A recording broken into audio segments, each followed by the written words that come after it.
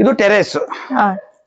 C terrace ಮೇಲೆ ನೋಡಿದಾಗ ನಮ್ಗೆಲ್ಲ ಏನು ಗೋಚರ ಆಗುತ್ತೆ ಅಂದ್ರೆ ನಮ್ಮ ಈ ಸಂಬಂಧಪಟ್ಟಿರೋ ಪ್ರಾಪರ್ಟಿ ಯಾರ್ಯಾರು ತಿಂದು ಉಂಡು ಹೋಗ್ತಾರೆ ಅಂತ ಅರ್ಥ ಆಯ್ತಲ್ಲ.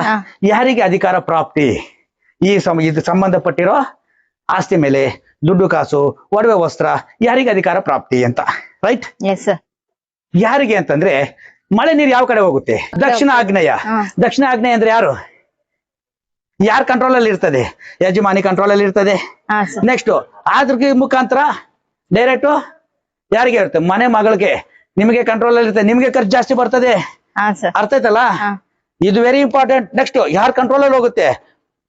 ಮನೆ ಸೊಸೆ. ಸೊಸೆ ಕಂಟ್ರೋಲ್ ಹೋಗುತ್ತೆ. ಎಸ್, ಅದನ್ನ ಯೂಟ್ಯೂಬ್ ಅಲ್ಲಿ ಕೊಟ್ಟಿದ್ದೀನಿ. ಇನ್ನೊಂದು ವಿಚಾರ ಹೇಳ್ತೀನಿ ಕೇಳಿ. ಈ ಮೇಲೆ ಮೇಲೆ ನೀವು ಬನ್ನಿ ಸರ್, ನೀವು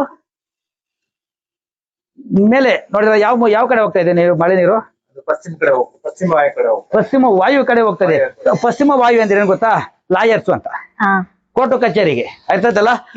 ಲಾಯರು ಮತ್ತೆ ಕೋರ್ಟು ಕಚೇರಿಗೆ ನೀರು.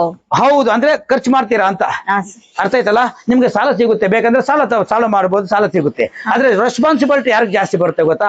ಈಶಾನ್ಯ ಸ್ವಲ್ಪ ಎತ್ತರ ಇದೆ, ಅಗ್ನಿ ಮೂಲೆ ಕೊಟ್ಬಿಟ್ಟವನೆ ಅವನು ಮೇಸ್ತ್ರಿ, ಓಕೆನಾ? ಆದ್ರೆ ಇಲ್ಲಿ ಹೇಳ್ತೀನಿ ಕೇಳಿ, ಈ ಈಶಾನ್ಯ ಮೂಲೆ ಎತ್ತರ ಇದೆಯಲ್ಲ, ಇವ್ರದ್ದೇನು ಪಾಪ ನಡೆಯಲ್ಲ, ನಿಮ್ಮ ತಮ್ಮಂದು ಅಂದ್ರೆ ವಂಶದ್ದೇನು ನಡೆಯಕ್ ಹೋಗಲ್ಲ. ಯಾಕಂದ್ರೆ ಈ ಈಶಾನ್ಯದಿಂದ ಮಳೆ ಬಂದಿದ್ದ ನೀರೆಲ್ಲಾನು ಅಗ್ನಿ ಮೂಲೆ ಅಂತಂದ್ರೆ ಜೀವನ ಪರ್ಯಂತ ನಿಮ್ದೇ ಚಿಂತೆ ಆಗ್ಬಿಡ್ತದೆ ಅವ್ರಿಗೆ.